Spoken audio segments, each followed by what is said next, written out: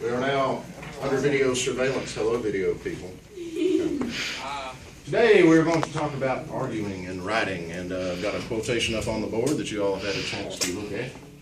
Is this one that anybody used on their Mark Twain quotation project? Never argue with stupid people. They will drag you down to their level and beat you with experience. What does that mean?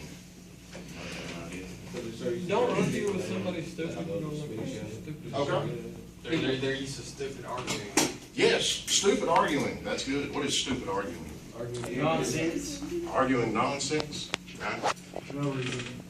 What's it like to argue with a person who does not know how to argue? Like, I don't understand, I just say the same thing over and over. Ah, very good. There's no logic behind it, right? There's no logic, there's no clarity, there's no anything like that. I do have a real quick video to show you. You may have seen this in the past. This is from Family Guy. This is arguing with a mule. Right? Nope, sorry, Kevin Bacon wasn't in Footloose. What? Of course he was. No, he wasn't. You lose. Of course he was. He was the star. Nope, you're wrong. Look it up. I don't have to look it up. It's common knowledge. He was on the cover of People magazine when the movie. Everyone knows Kevin Bacon was a star of Footloose. It was a huge movie. He was the lead.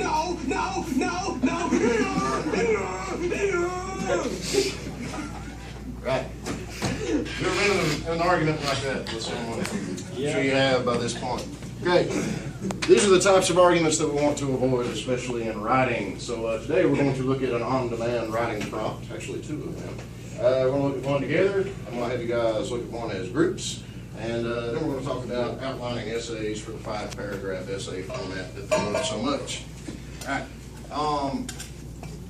The one thing that we have to be really careful about for the on-demand writing test is that the first thing you are going to see, when you open it up, is going to be this. Great big bold-faced letters that say, should schools allow cell phone use during the school day? All right. What are you tempted to do immediately? There you go. Just start. Go. Right. Ordinarily, that might be the thing to do, except you notice all the things that are written after that. Right? This is what is called a passage-based on-demand writing test. It's based on passages, so there's stuff to read underneath that. So the first thing you see is this. There's all these other things that we're supposed to look at and supposed to use. There's another article, so there's actually 2 articles we're supposed to look at. All right. We scan through the entire test. We don't even know what we're supposed to be doing until we get to the bottom, and that's the way that they do these things. They throw you one great big bold-faced thing that's supposed to immediately make you angry, right? It might say, the driving age should be raised to 21, something like that. And as soon as you see that, that little hot coal burns in your brain. You say, no, and you flip to the writing page and just start writing for no reason. Right? You want to avoid doing that. They think that they can manipulate you into arguing like a stupid person, right? Saying things that don't make any sense. So the best thing to do with this, and we talked about this before, is to go straight to the writing situation and writing directions anytime that you see a prompt like that. So the writing situation with this, I'll let you look at that for a second. They use the word teens an incredible amount of time in this. So there's a debate in the school district over teens and their cell phone use. Think about where you stand on teens and cell phone use in schools. Teens in your school have been invited to a council meeting composed of administrators, teachers, and parents in preparation for a policy decision. Is there anything important that we get out of that box of stuff? Who's admitted? Who's going to be there? Oh, nice. Yep. We find out, okay, it's a council meeting composed of administrators, teachers, and parents. Okay? So we know what? What is that? Do you recognize like That's a good word. Audience. So audience, people who read your writing. And we know in this case it's going to be administrators. What's an administrator? teacher? Principal, right? People in charge. some administrative, right, school board people, central office types, right? Teachers and parents, so it's adults, right? Yeah. Why might that be important to know that Gotta we're use around? big words. Well, okay, They don't sound stupid. okay, yeah, tone, that's good. Don't sound like a mule. Don't sound like a mule, right? Tone, we might not talk the same way, may not write the same way, for a group of adults as we would for a group of our peers. If we were writing this to read in front of class, we could use different types of language than we would use in front of administrators, right? So, the cell phone thing, right? I may use completely, these are old people, right? I would use completely different terminology. If you threw cell phone lingo at me, I would have no idea what you were talking about because I'm an old person, right? But you could talk to each other and use all kinds of things and you would understand. So we want to be careful about our language, about our tone because of our audience, right? Now, what are these people doing? Administrators, teachers, parents. They're having a debate Okay. about the schools. All right, a debate about policy for cell phones, okay? Now, writing directions. Write a speech presenting your position on cell phone use. Make your arguments on cell phone use during school. Make your arguments clear and give reasons for them. As you support your arguments, consider the counterclaims from those who think differently about cell phone use. Okay? What do we get out of that box that's important? All right, it's a speech, so what kind of writing we're doing? That's good. We can run about. Ah, good. Argument on cell phone use during school. Remember that? During school. That's going to be important. So we get another thing out of there. Purpose. Why we are writing to begin with, right? So, what do we call, there's a fancy word in essay writing. What do you call why you are writing? A thesis. Good. Same as a thesis. So just out of this box, we have why we're writing, who we're writing for, what type of writing it is. Right? That's very good. Now, we wouldn't just start out ranting anymore because we kind of know what we're doing. We're not just going to say, so-and-so took my phone and I hate them. Right? Something like that immediately. Don't come up with that. We will, if you let the pen down, we will scroll back up to the top. But before we do that, actually, there was another word in here that we didn't really point out. It says consider the counterclaims. What's a counterclaim? Saying something wrong. Okay. Let's get one of these and come down here. The counterclaims. It's another word for counterclaims that we use. Refutation.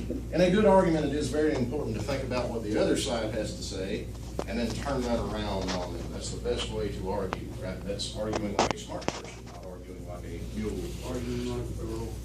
What's that? Arguing like a girl. Always comes back on God. Always comes back, that's probably true. That's why, yeah. I think that's a good point. That's a very good point. I don't know if you guys heard that. You said it's like arguing with a girl. A girl will turn it around on you, right? Every time. Right, because they're smarter than us for the most part. That's right. So, audience, purpose, counterclaims. There's really only 4 things that we need to worry about on this. I'll get to the other 2 in a second. Already got 2 of those just out of that box. So, our purpose is to write about what? Cell phone use during school. During school. And we are writing a speech about cell phone use during school. Okay. What position do you think we want to take on this? Both sides. Forward. Okay. We definitely want to see both sides, but we kind of want to be for it. Okay. I'm sure you guys would rather have cell phones in school. Do you remember these charts that we made? Yeah, yes, no, like this. Remember that? Yeah. Refutation charts. They want to see on these tests that you do pre-writing. We talked about pre-writing a little bit in the past when we do outlines, things like that. That's not the only thing you can do. These are really helpful because they do want you to have counterclaims and refutations. So what we'll do is, they wouldn't give us these articles if they didn't want us to use them. What we'll do is we'll look for arguments for cell phone use and arguments against cell phone use, and then look at anything that might cancel each other out that we can use. All right, let's take a look at this. Article 1, should schools allow cell phone use during the school day? School systems in the United States face a challenge pertaining to the regulation of cell phone use by students in schools. There are drawbacks and benefits for cell phone use. So that might give us both. Might get a little bit, both sides of our chart. School administrators, teachers, and parents and students continue to struggle with policies on cell phone use in schools since a complete ban is no longer universally accepted as best policy. Is there anything in that paragraph we can use? The last part where it says complete ban is no longer schools. Okay. Maybe we can complete ban or list that over here. Complete ban not this policy. Okay. The confiscation of cell phones, an initial reaction by school administrators, has been very controversial. Some schools take phones from students and never return them. I don't know if that's true. I'm keeping this. Other schools keep them until the end of the school day. In either case, parents are notified that their children have violated the school policy on the use of cell phones during school hours. Although such confiscation policies were approved by school boards, some angry students and parents still resent the policy. In other strategies for dealing with cell phone use, some teachers require that phones be turned off in classrooms and placed out of sight. Others label the phones and place them in a container on the teacher's desk until they're in class. Moreover, inappropriate use of phones for cheating on tests has punishments ranging from reduction of the score by a particular percentage to automatic failure of the exam. Disrupting class with texting, playing video games inappropriately, using the photography feature, or receiving calls can affect students' class participation grades as well. What's our purpose again? What are we going to try to do in this instance? Okay, we're going to come up with reasons why we should have cell phones at school. Is there any of that going on in that paragraph? No. In fact, what do you think that they're trying to do to you in that paragraph? Get you off topic. That's exactly right. This is a distracting paragraph, right? They think that you'll see that. Waste your time. That's good. Yes, they think you'll waste your time. Not only that, but this may be something that gets you. Okay, right. Gets you confused. Gets you emotionally involved in the thing too. If you think about any time that a teacher may have taken your phone away. These stupid rules. Right, right. You immediately get mad about rules. Start thinking about punishments. Right. That's off topic. We need to come up with good reasons to have a cell phone. We don't need to get on a big rant about how this one time they took away my cell phone. Hey, don't want to do that. Okay. Not all parents want the schools to control phone use. Some cell phone providers offer tools for parents to control phone usage, customized to each child on plan. Some parents prefer that they be the ones to have control of their children's cell phone use instead of having schools set the rules. Scheduling and safety are the main reasons parents want their children to have access to cell phone during school hours. Many parents recognize the distractions cell phones can create in the classroom and are concerned about mobile access to inappropriate content. Right. There's a little bit of distraction in there too, I think, talking about how cell phone providers can turn your phones off during the school day, things like that. We don't really want to talk about that. There's a couple good things in there that we can use though. You spot those? Why should we have cell phones? Safety. Safety. That's always the big reason why your parents want you to have a cell phone for the most part. You get out and need something. Safety. Scheduling. Safety and scheduling. Right. You completely forgot about archery practice and need to call and let somebody know. Okay? Now, they also give us something we can put on the bad side. Distraction. Good. So, good. Distraction, inappropriate content.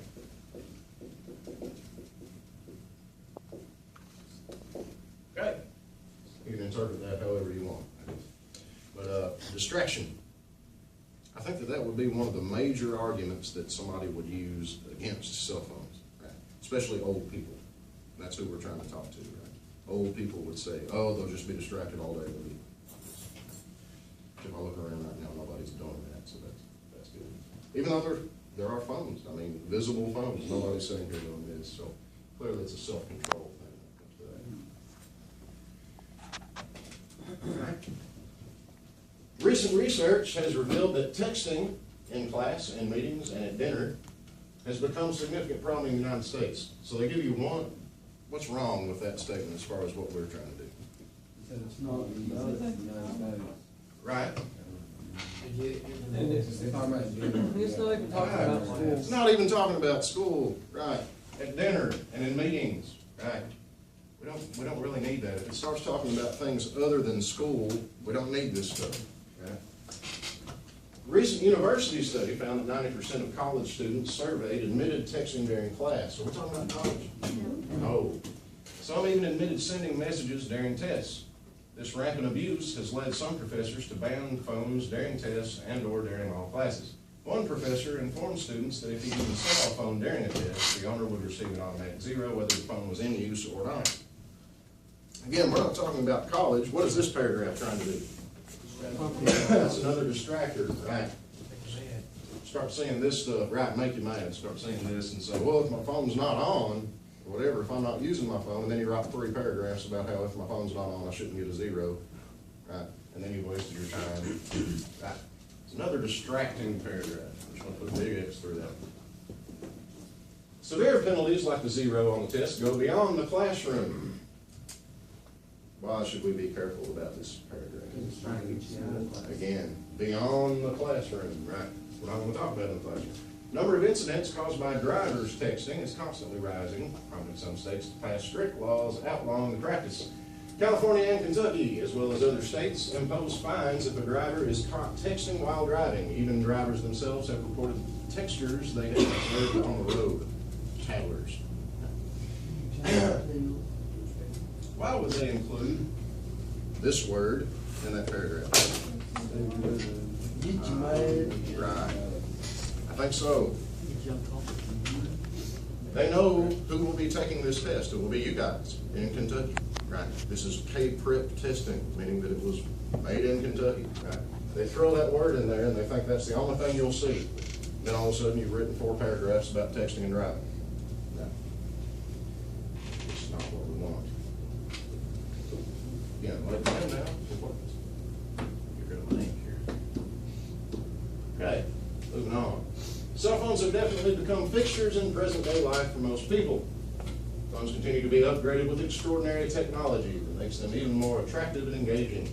With widespread use, this debate will continue. There are people who believe that students should be taught about proper cell phone etiquette and personal responsibility for the use of their phones, and are opposed to banning them.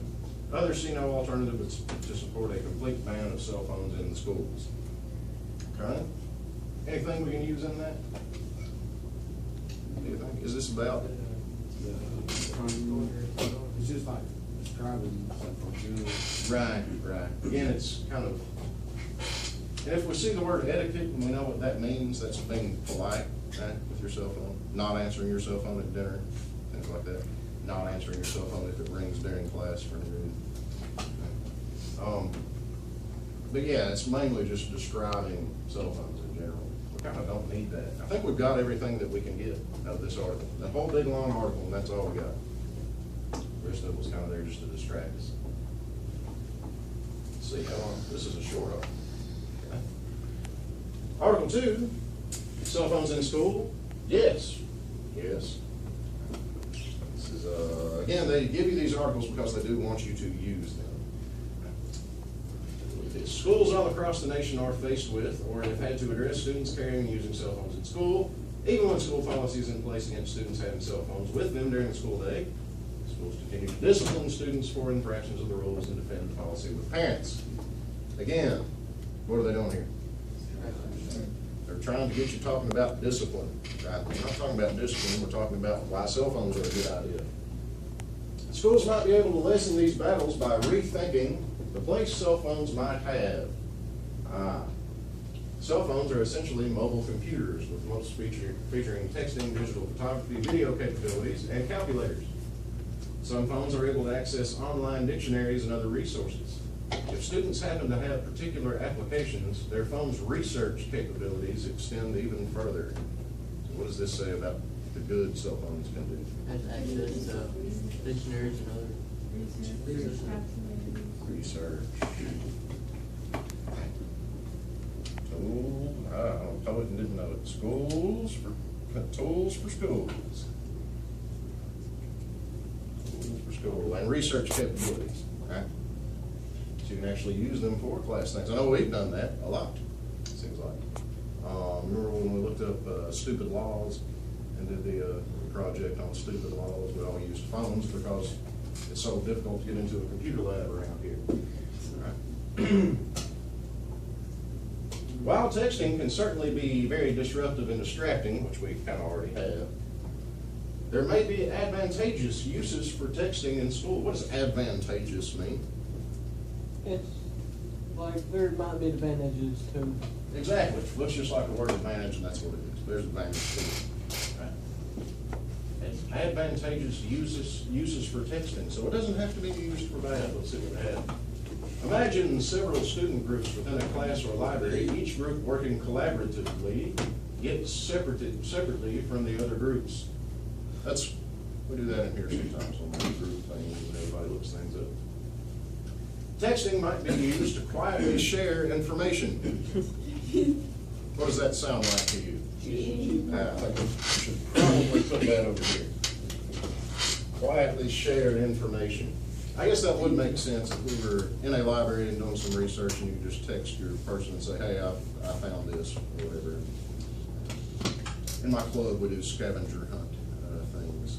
And, they use texting a lot. I make them, when the clues are hidden in the library and they shouldn't be in there, going straight in the middle. Do that. But I guess it could be used for that, to quietly share information that's not cheating. I don't know, that's kind of a gray area. Ask and answer questions, indicate next steps, and even communicate with the teacher without audibly disrupting the work of other groups. All right. That all sounds like thinly veiled references to cheating to me. I don't know. Messaging the teacher might be like after school asking questions. Oh, that's true, that's true. I know several do that. It's school, because it's school related. Right. We did that over the snow days. Right? They set up a phone number that everybody could use and all that. It is kind of handy. So, texting can be used for good.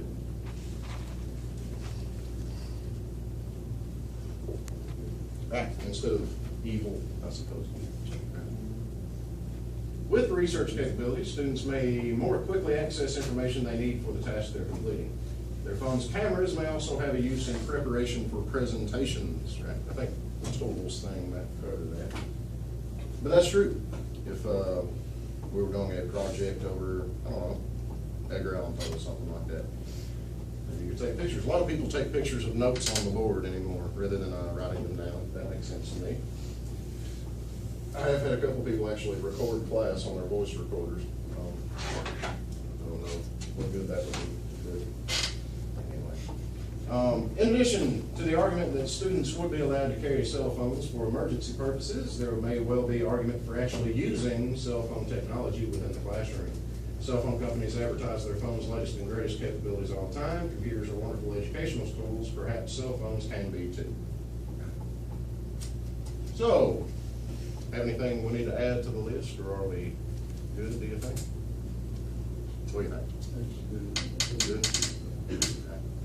So, if we're going to use a chart like this, like we have in the past, to argue about various issues, what we want to do is figure out if there's anything on one side that cancels out something on the other side.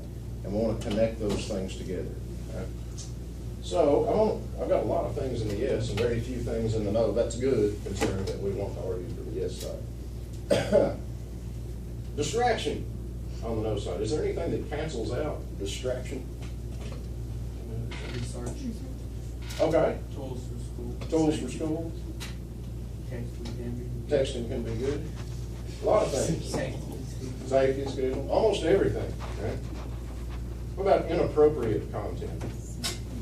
Research. Research. Kind of. What about cheating? Texting can be good. Research, right. Almost everything cancels out everything over here, which is a very good thing. Right? If I were an old person and very anti-cell phone and I say, you'll use your cell phone to cheat, what would be the first thing that comes to your mind to say in response to that? I don't cheat, I research on my cell phone. Right? So I'm gonna circle those two and put an arrow in between those and say they go together. Right? So there's my first refutation. What if I say, you'll just be distracted all day and you'll be texting and be on your Facebooks and your MySpace? I even did the MySpace. I can say, well, I'm not really doing that. I'm using my calculator for math class or something like that. I think that's a good one. All right. So all you'll do all day long is look at inappropriate content. Safety, that might be a good thing. Yeah, safety is good. All right. That's good. That's 3 refutations. Okay. Now, we have done some argumentative writing in the past. And some regular writing too. Where do you imagine that these things are going to go in the essay?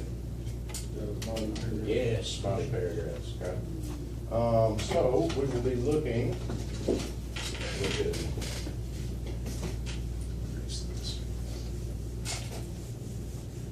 Throw that back up in just a sec. I'm going to be looking at intro, body, and conclusion, like we always do. Yep. The dot after two. Oh, yeah. Thank you. Set off the OCD. Right, so our body paragraphs will include these things, right? So I may want to have one body paragraph about distraction versus tools for school.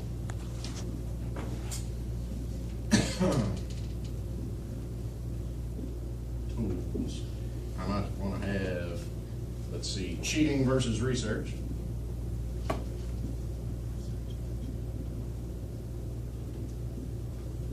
And I may want to have inappropriate content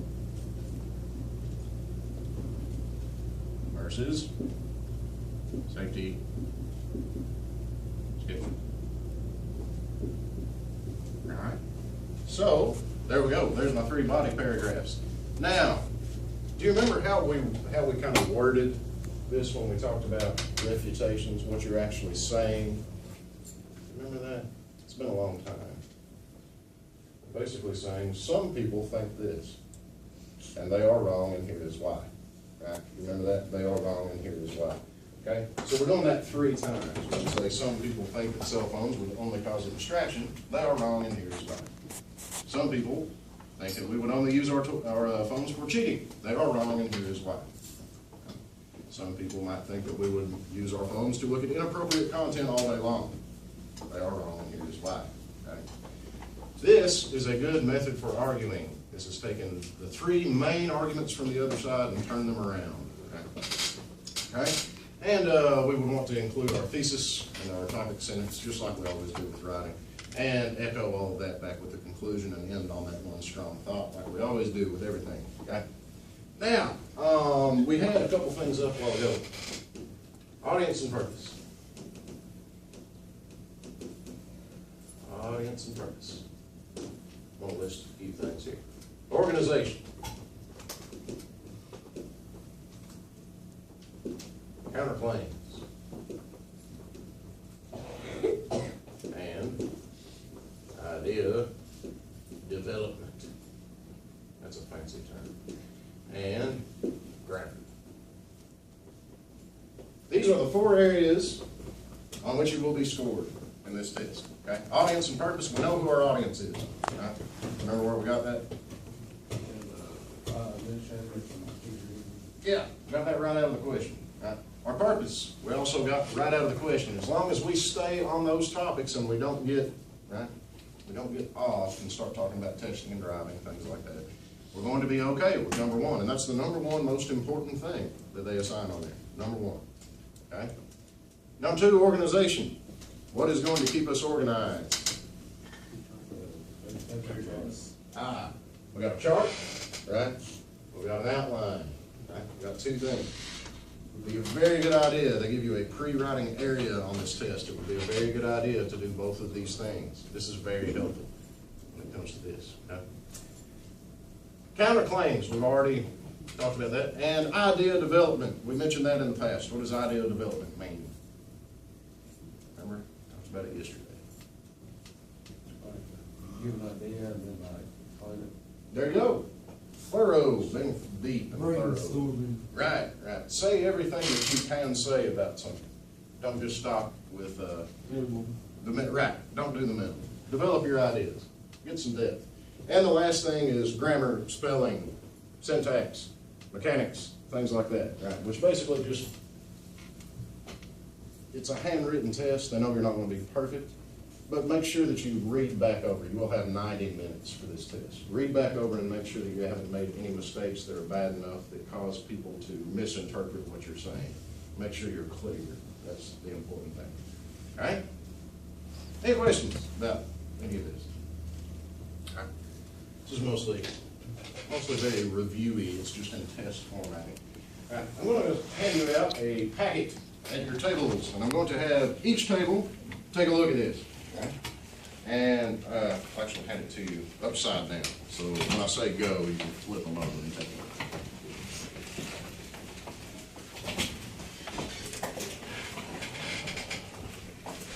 This is going to be another very similar exercise to what we just did, just a different topic. Okay. Okay. Everybody have their...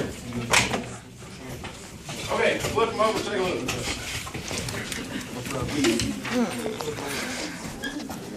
What's the first thing you saw when you flipped that over? Big bold print that says, should schools enforce a uniform policy? What's the very first thing that you immediately think of when you say no, and throw things and get upset?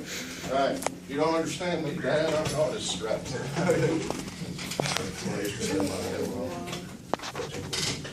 Anyway, they think you'll throw a big temper tantrum, right? And for some reason, they believe that you, as teenagers, cannot control your emotions enough to look any further than just that. Okay, so I see that, and I get upset. What's the first thing that I need to look at when it comes to these types of tests? The question. Go down here and look at the question. You have been asked by a group of parents, teachers, and administrators to represent students from your school at an upcoming school board meeting. During the meeting, the board will be debating the adoption of a new uniform policy to begin in the next school year. So who's our audience? Parents, teachers, and administrators. Grown-ups, right. Old people. Old people again. Okay. Writing direction.